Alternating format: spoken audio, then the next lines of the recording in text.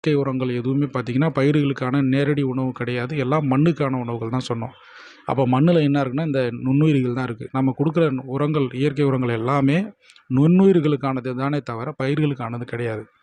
அப்போ நுண்ணுயிர்கள் வளமாக மாறும்போது என்ன பண்ணும், நுண்ணுயிர்கள் பெருக்கம் அடையும் போது என்ன பண்ணும், மண்ணில் ஏற்கனவே இருக்கிற சத்துக்களெல்லாம் வேகமாக மாற்றம் பண்ணி அதுகளுக்கான உணவாக பிரிக்க ஆரம்பிக்கும்.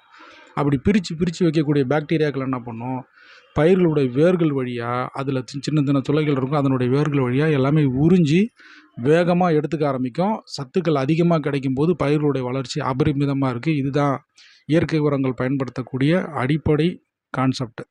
ஸோ இந்த விதத்தில் தான் என்ன ஆகுது, இயற்கை உரங்களை செயல்பட்டுருக்கு. சரிங்களா? அப்போ நம்ம கொடுக்குற இயற்கை உரங்கள் நேரடியாக நுண்ணுயிர்கள் அதிகப்படுத்துது, பாக்டீரியாக்கள் அதிகப்படுத்துது. அந்த பாக்டீரியாக்கள் என்ன பண்ணுது, மண்ணில் வேகமாக வேலை செஞ்சு சின்ன சின்ன ஜீவராசிகள்லாம் அதிகமாக உற்பத்தி பண்ணி அது சார்ந்து சிறு சிறு பூச்சிகள் வரும், அது சார்ந்த மண்புழுக்கள் வரும். இன்னும் அந்த உயிர் சூழலே மண்ணில் கட்டமைப்பிச்சு ஆட்டோமேட்டிக்காக மண்ணில் பார்த்திங்கன்னா கரிம சத்தை அதிகப்படுத்துது, ஆட்டோமேட்டிக்காக மண்ணை வளமாக மாற்றுது, மண்ணை வளர்க்குது. ஸோ இவ்வளோ வேலைகளையும் செய்யக்கூடியது நுண்ணுயிர்கள் தான். நாம் இயற்கை உரங்களை நுண்ணுயிர்களுக்கு தான் நேரடியாக உணவு கொடுக்குறோம், மண்ணுக்கே கிடையாது.